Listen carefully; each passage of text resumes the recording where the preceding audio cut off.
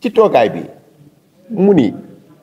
bi gaa yi jëlee kàddu remercier ko ni dimbali nañu diw mu ni léegi sax dama leen di boole couverture maladie universelle mu ànd ak yéen ba monde làmb ku ci nekk ñaanuñu ko yàlla mais nag dund ak tawat wow ak tooy ak wow ñoo ànd su ko defee nga daldi dem yóbbu sa dossier génn ñu seet seen interlocuteur yóbbu sa dossier ñu jàll lay taxawu boobu ba léegi furaas daldi xiddeen DG bi fi newoon sax moom takk nay bagage keneen lañ fi indi fan yi kooku yaakaar naa ni suñu point de presse bi dina ko dégg woote pour nag mu jàpp ni promoteur yeeg monde làmb ñu ngi koy déglu ci loolu pour mu joxe ci suite beneen bi ci des mooy xëyu ndaw ñi président moo toog ne dama leen di jox 300 nu ko olof jox ñetti téeméer ci xëyu ndaw yi diw structure bi président de mooy bind dama leen yóbbuwaat RTS ngeen xool ko moo toog yor bigam ak fëyam kuréel gi nangam fuuraas dalli xëddeen Pape Malick Ndour suma rakk la woor naa ko téeméeri yoon ak juróom fukk message am yaa ngi nii je vous rappelle ba léegi nii rappelé wu ma mais li ma ko doon doyee rek mooy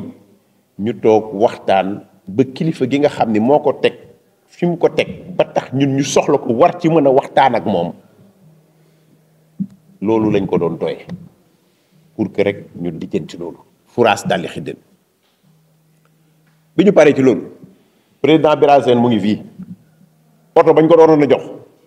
taxi lay jël mais attends secrétariat wu présidence nañu réagir parce que bientôt drapeau chef de l'État Sénégal dafa war a préparer jeu francophonie ak yeneen i activité mais du dem jëli auto président Dièye wala bu Makan wala bu Assane wala bu président bi Diop Ablaye Diop mi d'emblée notre préoccupation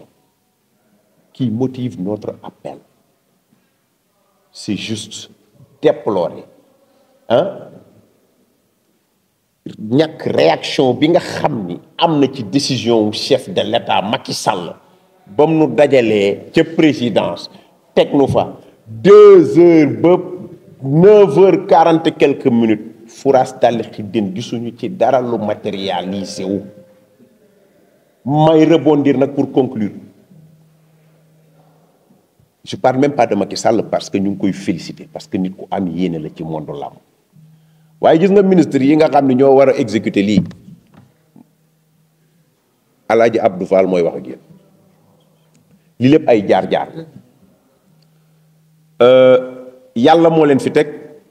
pour que ngeen di exécuter vision wu chef de l'État kon dafay jaadu que vous soyez à proximité de ces bénéficiaires là ak wala même au-delà même mooy population bi mais ñu fal leen ngeen afoon vous n'êtes pas réceptif vous ne recevez pas les gens vous ne partagez pas vous ne communiquez pas pour donner suite à la décision de votre président loolu c'est de l'irresponsabilité jaaduwut rafetul man doon naa gis sax président jël réunion jël dajale temps boobu yépp ngeen toog mu aligné autorité yépp kilifa yépp daje mu jël décision après sax ñu gis benn réunion ñaari yoon ñu ni non affaire bi ñu ngi koy topp parce que fii la kalee ndànk ba mais daraa ci amul daraa ci sotti wut te loolu dafa jaadu wut ay sénégalais lañ nañ leen xoolante ci ay bët ministre titre la DG titre la décret moo leen fi bàyyi ay nomination moo leen fi bàyyi te waxtu bu nekk nomination yooyu mën nañ ko effacer def ci yeneen parce que nag yàlla mooy dogal waaye du tax promoteur yi dem di jaaxaan ci salle d'attente wala dem di fëgg foo xam ne waruñu ko fëgg wala dem di topp ci ginnaaw ak kilifa di daw gisuma lu ko fi jar ci àdduna nous sommes dignes, nous resterons dignes et nous serons toujours dignes na leer li ñuy laaj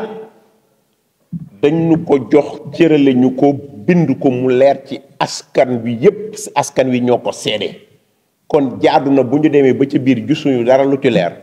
ñu woo leen xayma ko wax leen li ci nekk ñu ngi leen di gërëm di leen sant maa ngi jox kàddu gi président Dieye bu dee am na lu ma fàtte moom mu yokk ko ci après Ablaye Diop jël wasalaam